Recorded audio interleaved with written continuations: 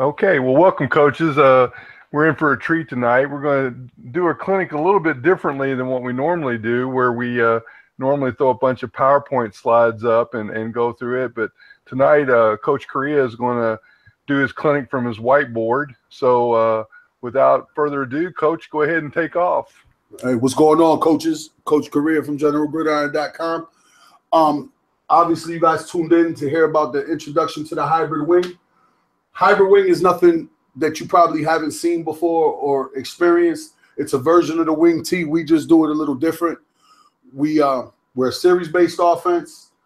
We base it off having a 3 running back attack as opposed to a 4 running back attack, because I believe, you know, as much time as I spend on trying to make a quarterback year to year, it's not worth using him as a running back. A quarterback in our system is a point guard, distributor, that needs to be able to throw the ball between 10 and 15 yards tops. You know, through practice and repetitions, if his arm strengthens throughout the summer, we could obviously stretch the field a little more. But for the most part, he needs to throw the ball somewhere between 10 and 15 yards. Another reason why we choose the hybrid wing and base out of a double tight look is because we have 4 verticals. We could get 4 verticals with no problem. We could get 5 guys underneath with no problem. We're big on deception and hiding the football, so we don't ball fake. We proximity fake a lot and use our eyes to fool the defense and the misdirection the wing T offers. So with that being said, you know, that's pretty much why we run the offense. You know, over 16 years we've ran the offense, and we've posted an 83-19 record, and that's been with five different organizations in about every age group from 7 to 16. I started with my son in 2002 as an assistant coach and kind of grew as time went on, became a head coach, administrator, president. I've been in administration, honestly, the last 11 years. So I've kind of dealt with everything when it comes to youth football. We call it the urban wing because for the most part, everywhere I've been has been in the inner city, and I've had to find a way to communicate with kids to make it easier. And as you will see how we modified the schemes to make it so every kid can understand how to operate this offense. We're a rule-based offense, so we're never shooting from the hip. There's reasons why we do things. There's reasons why we practice the way we practice. There's a reason for everything that we do, and we're big on the little details. So with that being said, let's just get right into the clinic. Hey, Coach, before you get started, can I interrupt you just for a quick second? I forgot to mention, coaches, our broadcast is about 45 seconds ahead of where you're seeing. So as far as questions go, if you have any questions, please type them in there on the screen. And then as we get towards the end of the clinic, we'll go over all of them. Hopefully we'll be able to address them all.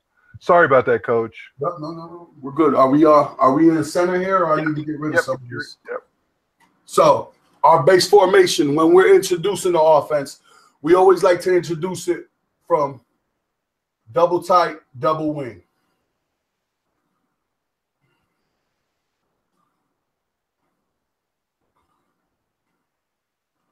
The reason we base out of this formation, because we give you 10 run gaps to defend, and we're able to get 4 verticals, 4 guys deep quick. With that being said, we also could get 5 underneath. This formation alone presents the defense with the highest stress value possible. Stress value is, I don't know if anybody's familiar with it, is how many run gaps they have to defend, how many receivers can you get out deep. When you add it up all together, I believe it's a 19. You know, I haven't done it in a couple weeks, but I'm pretty sure it's a 19. 19 is the highest stress. I mean, without bringing 10 guys to the line and crazy things like that, I believe 19 is the highest stress value that you could get. So this formation alone already stresses a defense out. We've modified our splits from 2 feet and 3 feet with the tight end to 6 inches.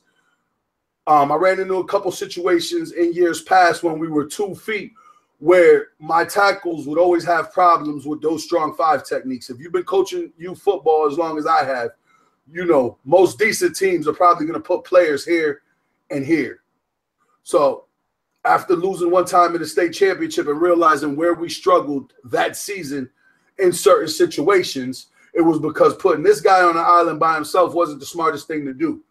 Once we reduced the splits, it opened up a whole new element to our offense where we can get better double teams. You can't blitz us. And even when we're wrong up front, if they stay on their track, they still pick off any leakage.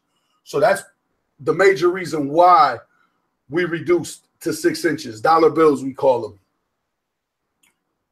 Our numbering system is a standard numbering system where we number men and not gaps, because there's really no gaps at 6 inches. We number men, and you'll understand why we do that as we move along. 8 is always in front of the wing and extends to the flank. 9